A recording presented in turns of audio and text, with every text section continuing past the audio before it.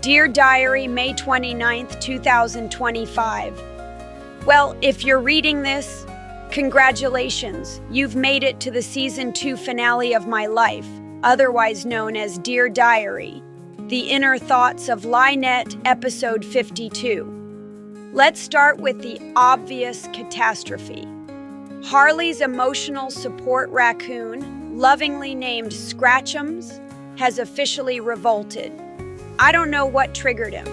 Maybe it was the expired marshmallows.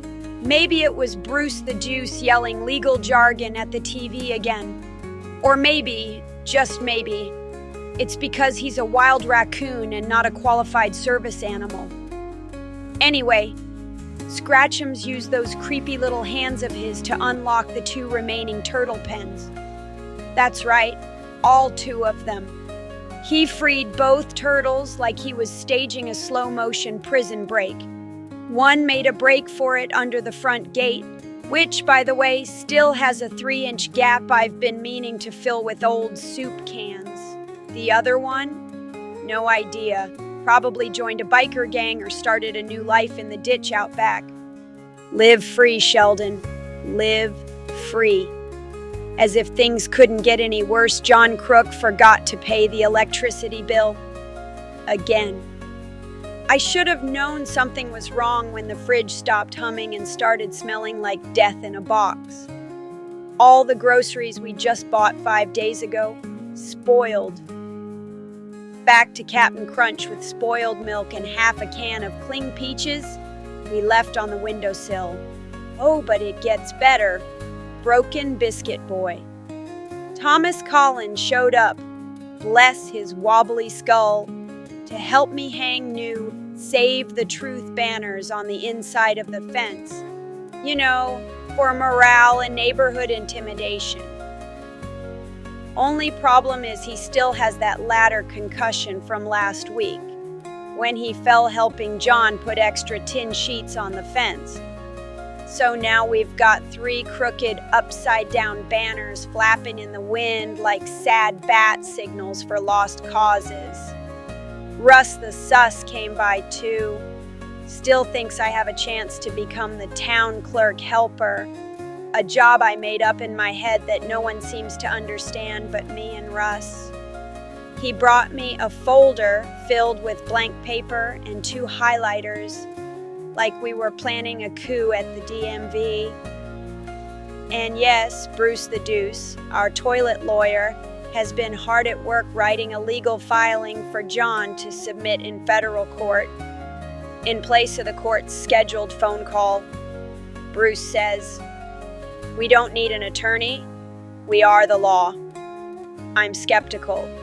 Bruce still writes in crayon when he's under pressure, and once misspelled judge as fudge. Then I got a phone call from Stupid Dave and Raylene Pole Smoker. They're on the run from what they call a legal hurricane of lies, and may need to crash in the garage for a few days. Joke's on them, the raccoons claimed the garage and the couch and half the fridge. People keep praising me for getting Harley an emotional support animal. I remind them, I never said it was supposed to be a dog. Dogs are expensive. I found the raccoon in the backyard, gave him a collar, and boom, instant therapy. He only bit me 3 times and stole 1 flip-flop. I waited all day for a PayPal notification from Fat Lisa Lee, but alas, nothing. Not a dime, not a nickel, not even one of her famous expired Burger King coupons. How dare she withhold my rightful donations? I mean, I only guilt-tripped her 7 times this week. That's 2 fewer than usual. She has 1 job, and it's funding my fantasies and legal threats. Then, as if my day couldn't get worse, Don the Con showed up, unannounced as usual, smelling like desperation and Axe body spray. He said, and I quote, "I seen leather fetish Tori slinking round the schoolhouse again." That's right, Diary, she's back. The black leather boots, the trench coat, the mysterious clipboard. It's all coming together. This confirms what I've suspected for weeks. Leather fetish Tori is the mole. She's the one leaking all our classified nonsense to Deanna the Dreaded. Oh, Tori, sweet, sweaty betrayal. I knew something was off when she started asking too many questions at our emergency shed meetings. She claimed it was just market research. Lies. Now Deanna knows about the secret bedsheet fence project and my elite turtle surveillance drones. Mark my words, diary, she will pay. I don't know how, I don't know when, but vengeance will be mine. Maybe I'll send her a strongly worded Facebook comment or a cease and desist made in MS Paint. I've got options. Anyway, I must go. I need to fake a few emails from my lawyer and Photoshop a GoFundMe screenshot to shame Lisa Lee into paying up.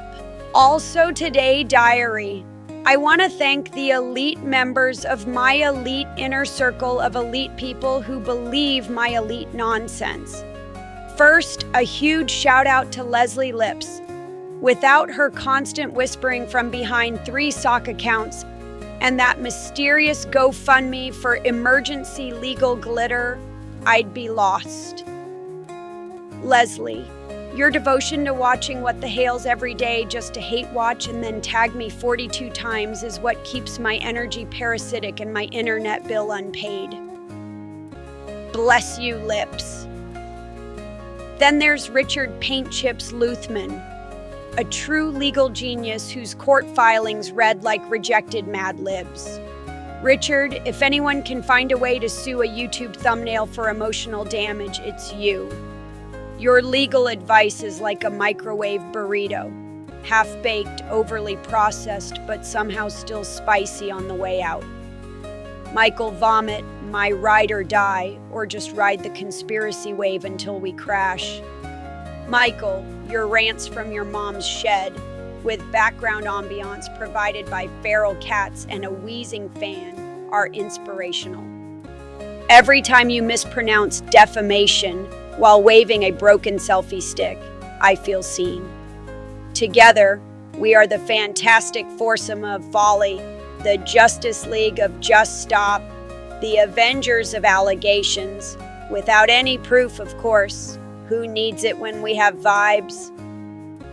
Now, if you'll excuse me, diary, I must go film a 47-minute live stream in my car with blurry camera angles, 3 teeth, and the sound of desperation playing softly in the background. The world must know how Jeremy Hales stole my future, my narrative, and my spot at the flea market. I made more accusatory signs around Otter Creek blaming Jeremy Hales for stealing my turtles. Said he was using them for cult rituals with his What the Hales followers. Turns out he's been back in Ohio for a month. Yeah. Now I just look like the town kook shouting about invisible turtle kidnappings. Moral of the story, dear diary?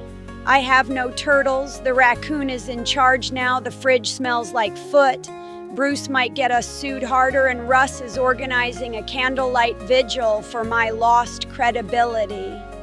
Anyway, here's to season 3. Please send help, or ice packs, or new milk. Sincerely, LIEnette, commander of the fence realm and turtleless queen of chaos.